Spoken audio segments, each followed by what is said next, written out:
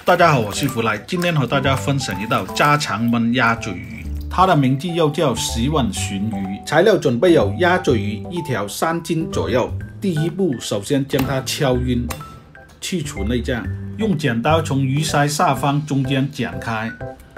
剪开后去除内脏。鸭嘴鱼属于无鳞鱼的一种，身体的表面光滑。 它的肉质细嫩，鲜美无比。内脏去除后，再将鱼鳃剪去。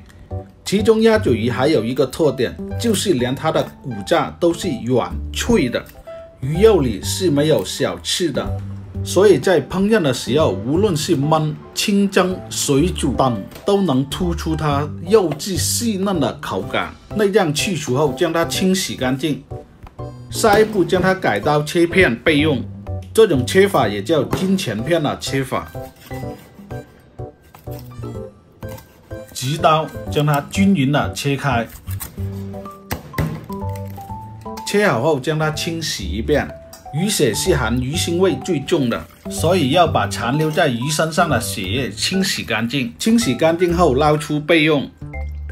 下一步准备料头：少许的姜片，适量的蒜米切片。 少许的葱段切好备用，西红柿2个，将它改刀切成小块备用。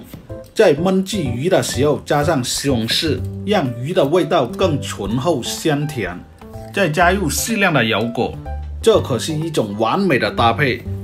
下一步开始制作，热锅加入适量的油，下入备好的料头进行来回的爆炒。料头炒香后，用锅铲捞出。 剩余的油留在锅中，接着将备好的鱼片放到锅中煎制，将它慢火煎至金黄色。底面煎好后，将它翻过来煎另一面。两面煎好后不用出锅，用锅铲直接翻到旁边，加入西红柿进行来回翻炒。 再将刚才捞出的料头放回一起焖制，从锅边加入适量的料酒，让它起到增香的作用。这时候加入适量的水，放入油果。下一步开始调味，加入适量的盐、糖、生抽，盖上锅盖，慢火焖至15分钟。中途的时候打开锅盖，用锅铲翻炒2下，以防粘锅。翻炒后盖回锅盖，继续焖制。 经过15分钟的焖制，再次打开锅盖，加入适量的胡椒粉，出锅。